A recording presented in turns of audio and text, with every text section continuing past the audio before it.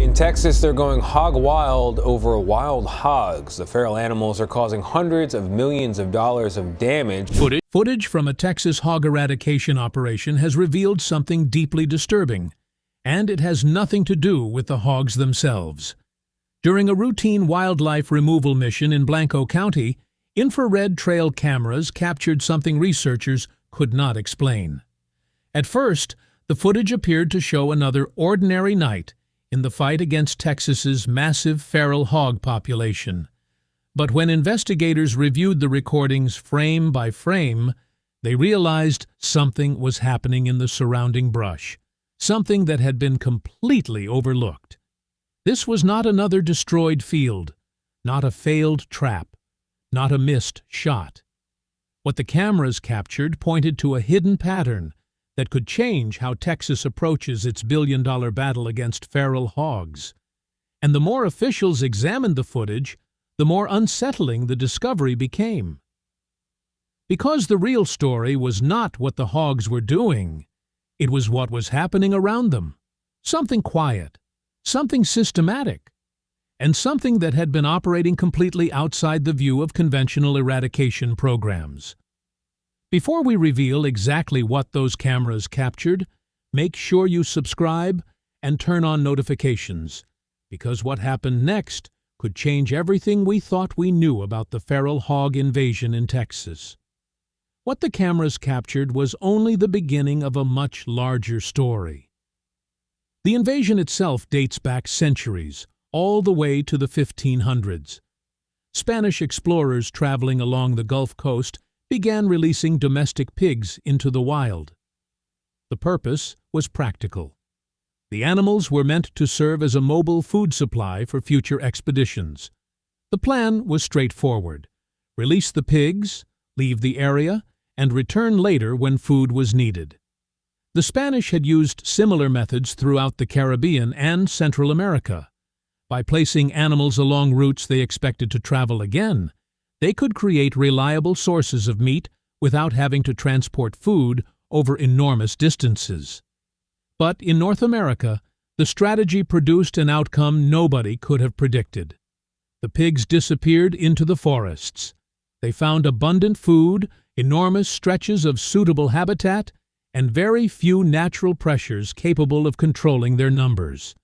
Generation after generation, they reproduced and expanded into new territory. And by the time people understood just how far the population had spread, stopping it was no longer a realistic option. Then another chapter began. During the early 1900s, wealthy European hunters started bringing Eurasian wild boar into the United States for sport. These were very different from ordinary farm pigs. For centuries, wild boar had survived in some of Europe's harshest environments. They had been hunted by predators, pursued by humans, and forced to develop remarkable speed, strength, caution, and endurance. Eventually, some escaped their hunting enclosures. And when they encountered the feral domestic pigs already roaming across the southern United States, the two populations began mixing. The result was a highly adaptable animal with the worst characteristics of both.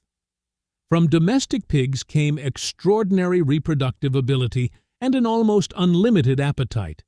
From wild boar came aggression, intelligence, speed, muscular strength, and an instinctive ability to avoid danger. Together, those traits created an animal exceptionally well-suited to survive and expand. It could consume almost anything organic. It could adapt to forests, farmland, wetlands, and open country. It could reproduce rapidly, survive extreme conditions, and avoid many of the methods humans used to control it. And the problem didn't stop there. With every generation, natural selection continued favoring the animals best equipped to survive.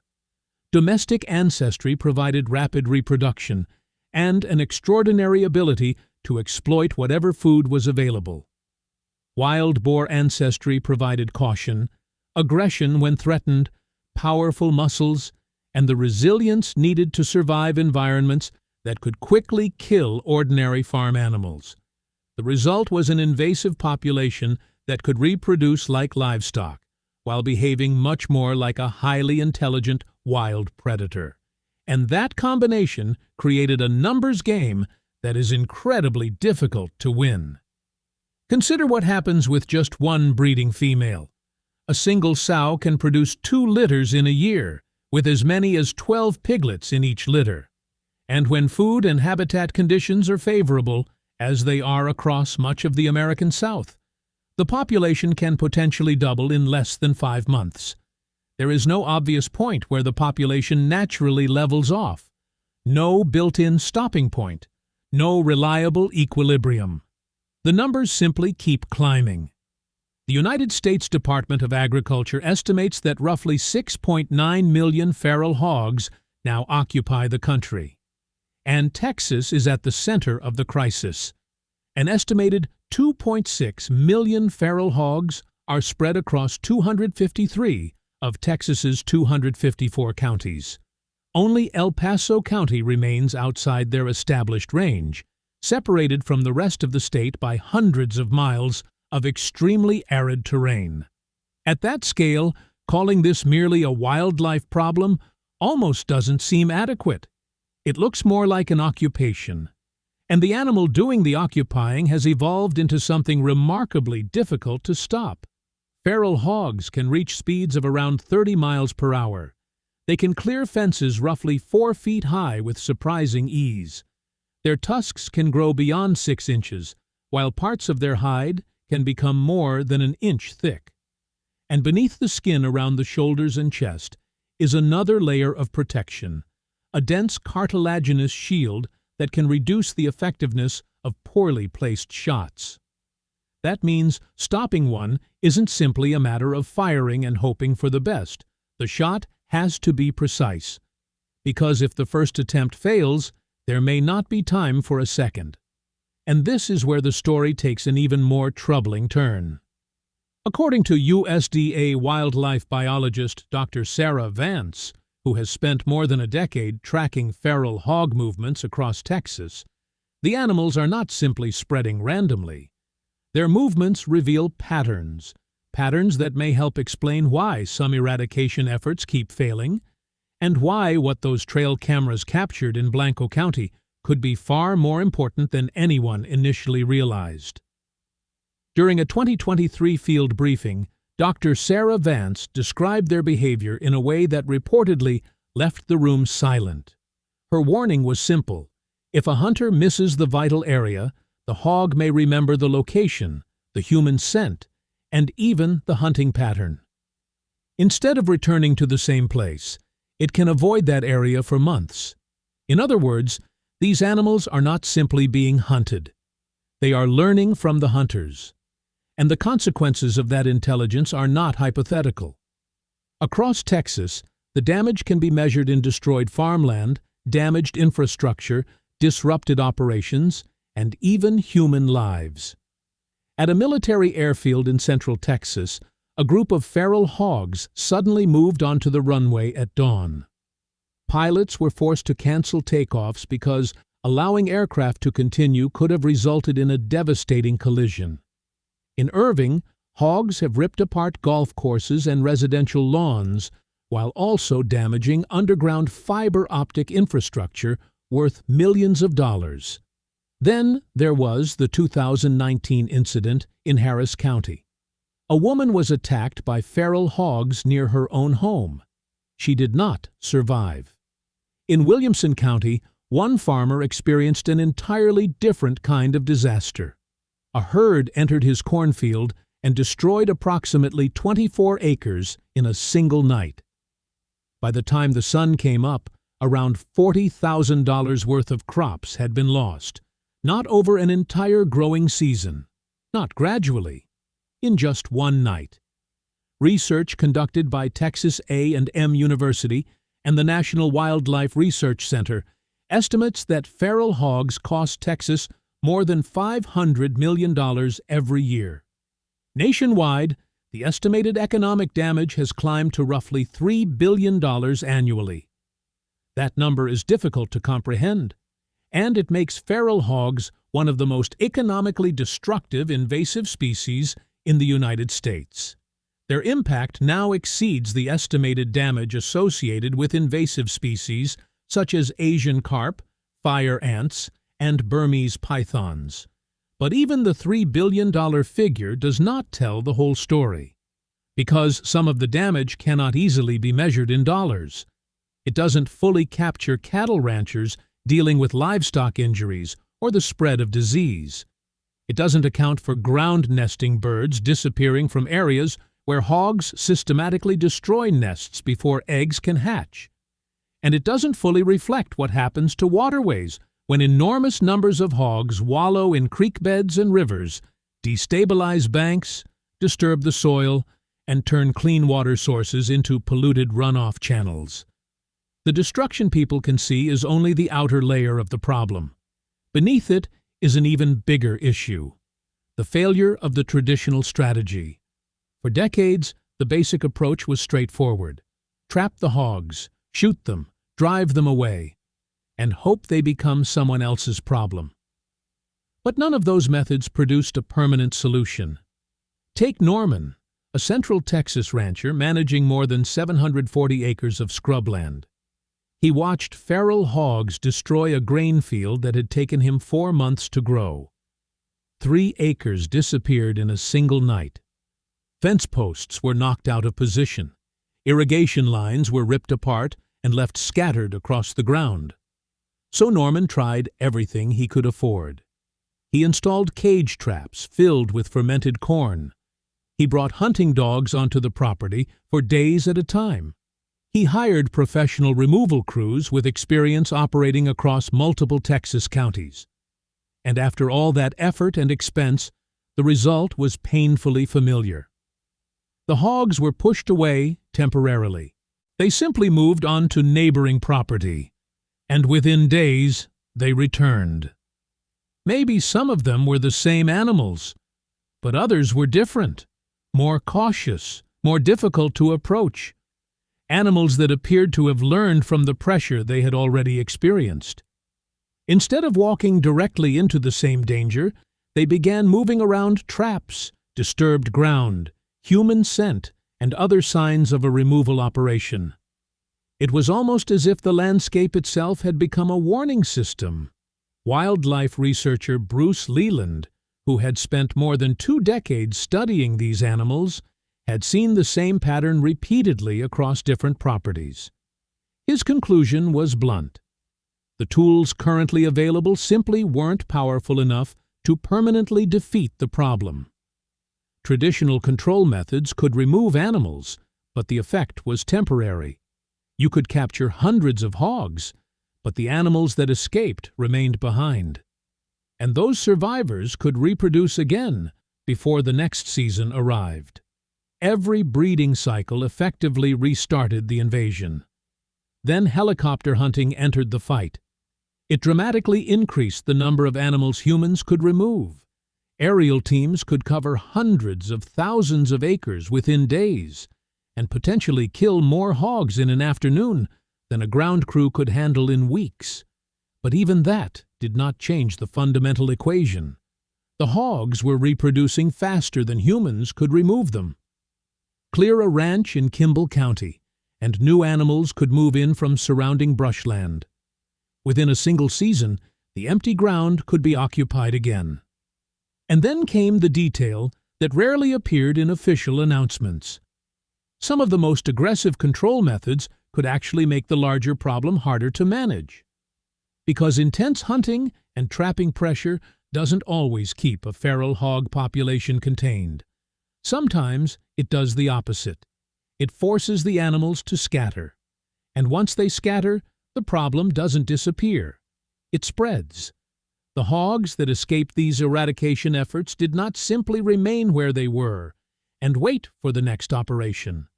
They moved. They expanded into surrounding territory, crossed into counties that had previously reported no established populations, and created new breeding groups in places where feral hogs had never been documented before. In a strange way, every helicopter operation that forced a herd away from one property could end up pushing that problem somewhere else. The harder authorities pressured the animals in one location, the farther the population could spread across another. It was almost like squeezing a balloon. Push down in one area, and something else expands somewhere nearby. But there was another consequence that was even more important. The hogs that survived were not necessarily average members of the population. They were the ones that had managed to avoid traps, escape hunters, outrun danger, or recognize threats before it was too late. In other words, the animals left behind were the individuals with the traits that made them especially difficult to capture, and those survivors were the ones reproducing. Over time, human hunting pressure could effectively become a force of natural selection, favoring hogs that were more cautious, more alert, and increasingly difficult to locate and remove. With every generation, the animals best equipped to survive the eradication campaign were the ones most likely to pass those characteristics forward. Meanwhile, the cost of fighting them continued to rise. A single coordinated helicopter operation over a large Texas ranch can cost around $20,000 before the first hog is even taken. Across the country, USDA Wildlife Services has spent more than $100 million over the past decade on feral hog control. There were scientific studies, there were conferences, there were presentations, reports, field operations, and millions of dollars being spent. And yet, across Texas, the population continued to grow. No one had found the solution.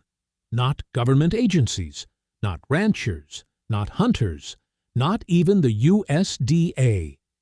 Billions of dollars in damage were accumulating every year, while nearly every control method available offered only temporary relief. But there was one question almost nobody had thought to ask. What if the answer wasn't coming from above? What if it wasn't hidden inside another government program, another helicopter operation, or another massive budget?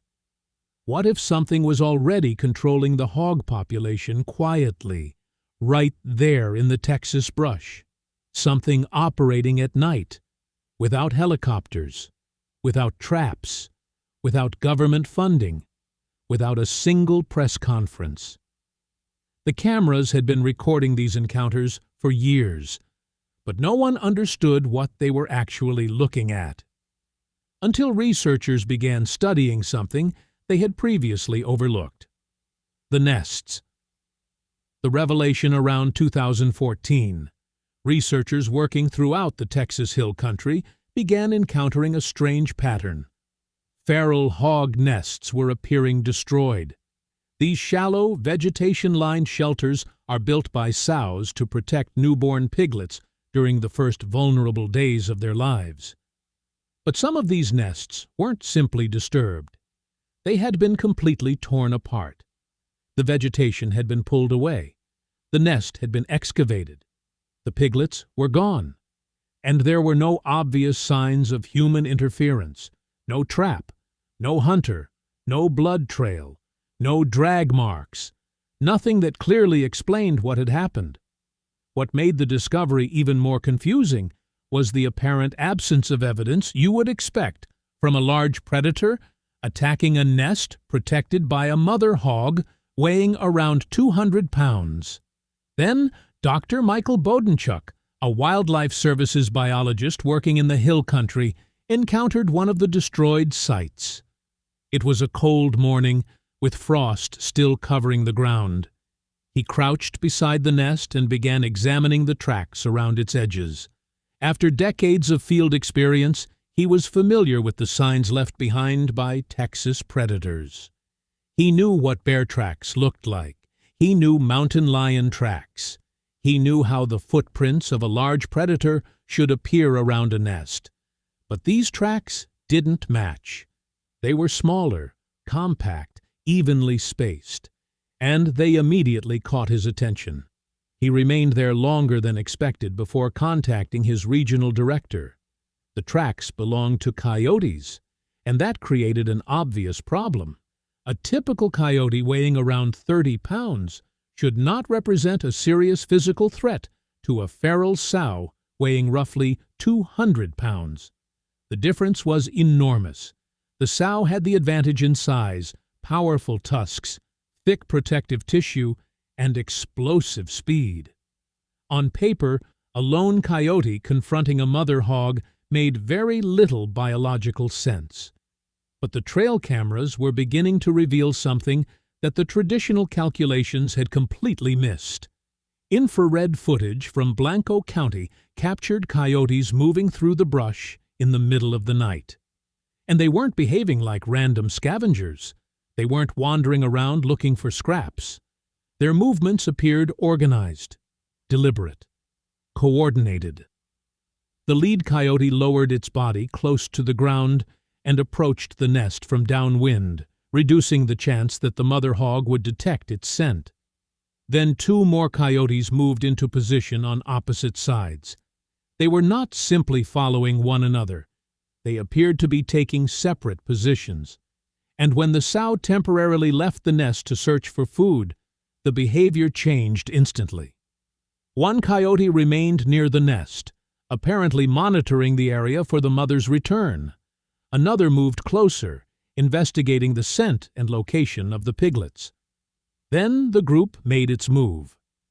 In a sudden, coordinated rush, the coyotes approached the nest from 2 directions at once.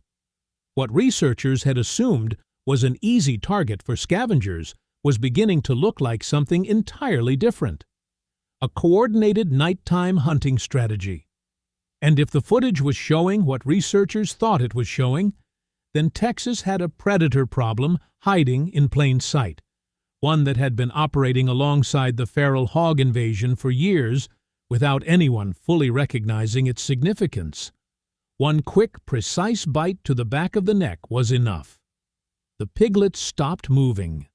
Within moments, the coyote pulled it toward the cover of the trees, disappearing before the mother hog could even complete her turn. The entire sequence lasted less than 5 seconds. 5 seconds. That was all it took. This wasn't a random encounter or a coyote stumbling across an easy meal. It was coordinated predation. And according to the footage, it wasn't happening once in a while. It was happening repeatedly, across large areas, while almost everyone involved in the hog crisis was looking in the opposite direction. Then laboratory testing provided another critical piece of evidence. At Fort Hood, a massive military installation in central Texas with one of the highest concentrations of feral hogs found on federal land, researchers captured 18 coyotes living in areas with heavy hog activity. The animals were taken for necropsy, and Dr. Justin French led the examination.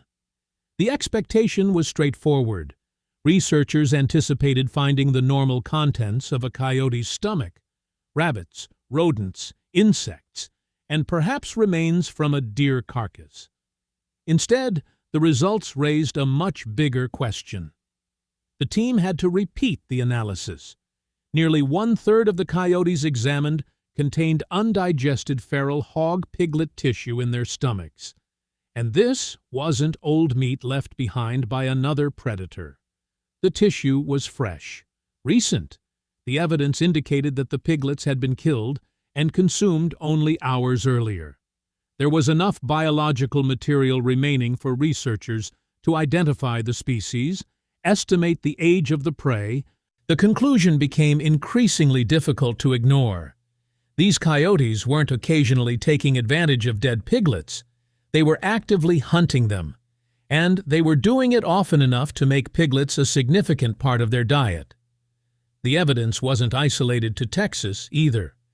In Georgia, Wildlife Services detected feral hog piglet DNA in more than 30% of coyote scat samples collected during surveys. That meant this behavior wasn't simply one unusual group of coyotes behaving differently. Similar predation was appearing across multiple states, and it may have been occurring for years. The reason researchers hadn't recognized it earlier was surprisingly simple. They weren't looking for it. Most people assumed coyotes couldn't consistently challenge a feral hog population in this way. But that assumption may have caused everyone to miss the real story. The hunting machine. Think about what this discovery means for the agencies, ranchers, and helicopter crews that have spent years fighting feral hogs. Almost every major control strategy focused on the same target: adult hogs. Adults were trapped. Adults were hunted. Adults were shot from helicopters. Adult herds were pushed away from one property and often ended up on another. But the coyotes weren't fighting the same battle. They had found a completely different vulnerability. They weren't trying to kill the adults. They were targeting what the adults would produce next: the next generation, the breeding cycle itself. Researchers studying this behavior have described the strategy as a form of high-risk micro-predation, and when the footage is examined closely, the method looks surprisingly organized. Coyotes understand that confronting an adult hog directly is dangerous. A mature sow or boar can outweigh a coyote by roughly 6-to-1. One mistake could leave the predator seriously injured or dead. So instead of attacking the adult, the coyotes appear to manipulate the situation around it. One animal may rush past the edge of the nest, getting close enough to trigger a defensive reaction before quickly moving away. The piglets panic. They scatter. The mother reacts immediately, turning toward the apparent threat. But that moment of confusion is exactly what the other coyotes are waiting for. While the sow focuses on the decoy, animals positioned on the sides move toward the exposed piglets. One grabs a piglet by the neck. The kill can happen almost instantly. Then the coyote retreats into nearby cover before the mother can respond. By the time the sow reaches the area, the predators may already be hundreds of yards away, moving through dense vegetation where she cannot easily follow. It is a remarkably effective way to exploit the difference between the strength of an adult hog and the vulnerability of its young. And there is another detail that makes the behavior even more unusual. Before 2010, there were very few documented observations of coyotes hunting hog piglets in this kind of coordinated formation. Now, trail cameras across Texas and Georgia have reportedly captured groups of 3 or 4 coyotes operating together. Their movements appear to be divided. One animal approaches from the front. Another moves around one side. Another positions itself to restrict an escape route. The result resembles the kind of coordinated hunting behavior people normally associate with much more socially complex predators.